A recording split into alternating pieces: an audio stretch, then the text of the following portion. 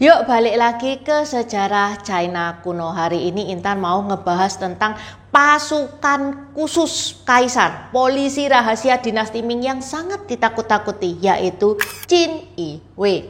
Dajiahao, wo jiu Intan, huanying lai dao wo de pindao Dynasty.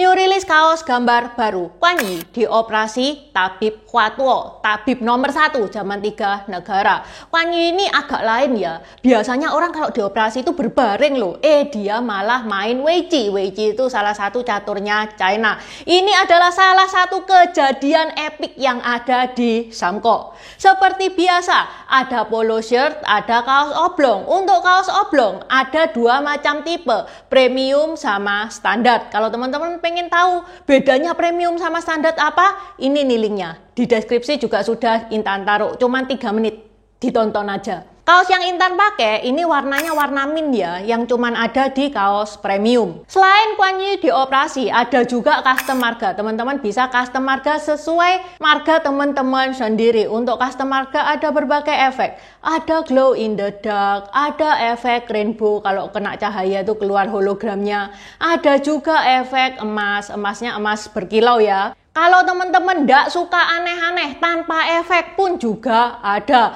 Mau tulisan besar, tulisan kecil juga ada. Polo shirt pun juga ada. Mau kaos kayak sancai gini juga ada.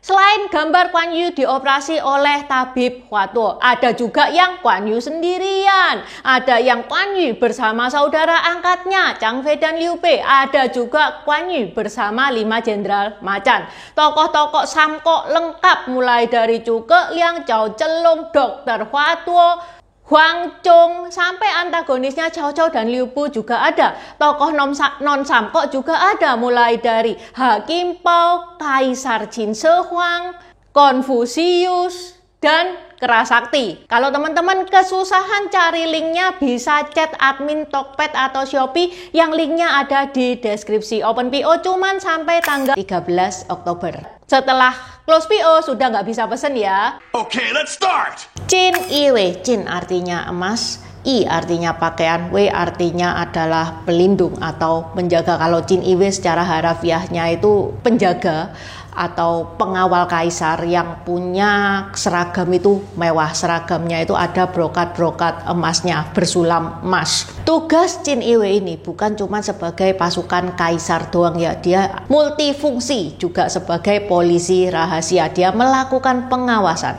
penangkapan, interogasi, bahkan eksekusi. Qin Yi Wei, polisi rahasia dinasti Ming, lahir pada zaman dinasti Ming pada saat Kaisar Hongwu, yaitu di tahun 1382. Disclaimer, sebelum dinasti Ming itu ya sebenarnya sudah ada, Qin Yi Wei ini sudah ada, tapi namanya bukan Qin Yi Wei, itu yang pertama. Yang kedua, nggak secetar, nggak seserem Qin Yi Wei yang ada di dinasti Ming. Makanya yang paling terkenal ya Qin Yi Wei di dalam dinasti Ming.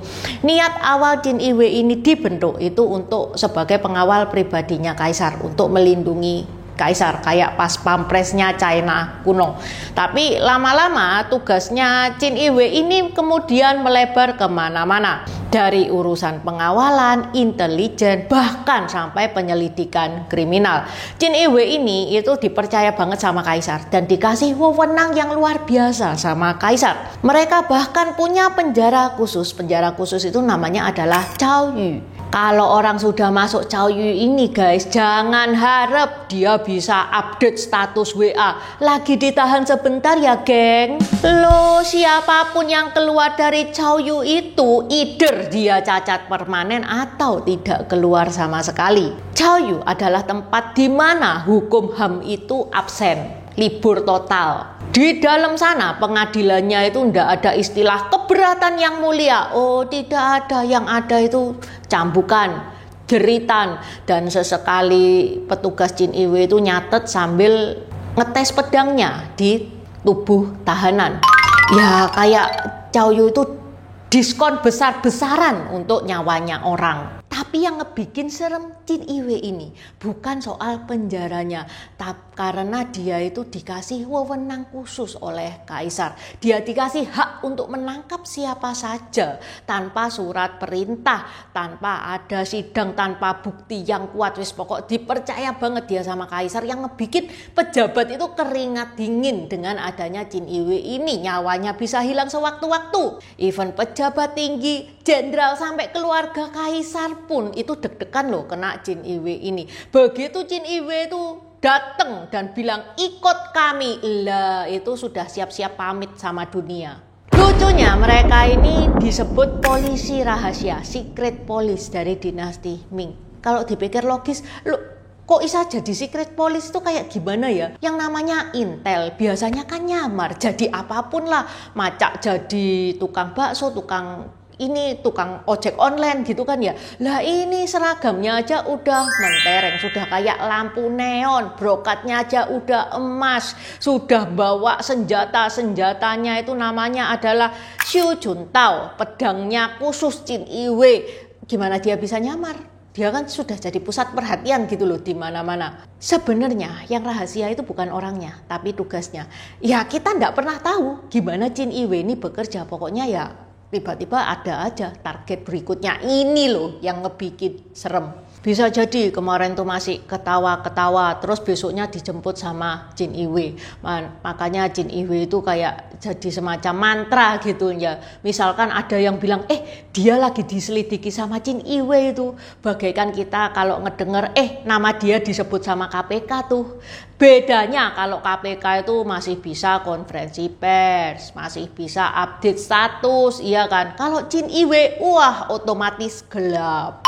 Balik lagi ke Qin Iwe. Saat awal Qin Iwe berdiri itu jumlahnya nggak banyak, cuman 500 orang. Ini tim khusus yang sangat diandalkan oleh kaisar dalam berbagai situasi. Dalam 3 tahun jumlahnya itu sudah membludak guys. Dari 500 jadi 14.000. Ini polisi pengawal rahasia atau penduduk satu kecamatan. Lah kenapa kok Qin Iwe itu membludak sebegitu banyaknya ya? Karena Kaisar Hongwu, kaisar pertama dinasti Ming itu sangat paranoid orangnya. Kenapa kok Kaisar Hongwu sebegitu paranoidnya? Karena Kaisar Hongwu itu, kalau teman-teman lihat ya videonya Intan yang ini saat Intan cerita tentang Kaisar Hongwu, dia itu dulunya adalah petani miskin, terus dia itu berjuang sampai akhirnya dia pun bisa menjadi kaisar. Karena awalnya dia adalah petani miskin dan menjadi kaisar itu bukan dengan cara yang resmi gitu ya, yang resmi itu misalkan dari keturunan itu. Makanya dia itu paranoid, dia takut dia punya banyak musuh. Apalagi di istana, temen itu bisa jadi musuh dalam waktu sekejap. Jadi menurut Kaisar Hongwu, semakin banyak mata dan telinga ngebikin dia itu merasa aman. Ya tapi buat pejabat ini merinding ya, karena pejabat itu bisa antah berantah dijemput kapan saja. Pernah ada kasus di tahun 1383, seorang pejabat bernama Lan Yu itu ditangkap sama Qin Iwe, ditangkap tanpa bukti yang kuat, dituduh berkhianat sehingga dia dieksekusi plus menyeret 40 orang lainnya juga dieksekusi mati, termasuk anak cucunya yang masih kecil-kecil. Kenapa? Karena ya memang hukuman untuk pengkhianat itu keturunannya dihabisin semua. Yang bikin gila eksekutornya itu siapa? Ya Qin Iwe semua. Mulai dari interogasi, nyelidiki, nangkap sampai ngehukum mati itu dilakukan sama Qin Iwe semua. Sebuas itu loh, seliat itu Qin Iwe. Tapi Kaisar Hongwu itu lama-lama itu sadar kalau Qin Iwe ini kok lama-lama kok terlalu liar juga, terlalu beringas juga. Sehingga wewenangnya Qin Iwe itu dipangkas sedikit demi sedikit di Kaisar Hongwu ini.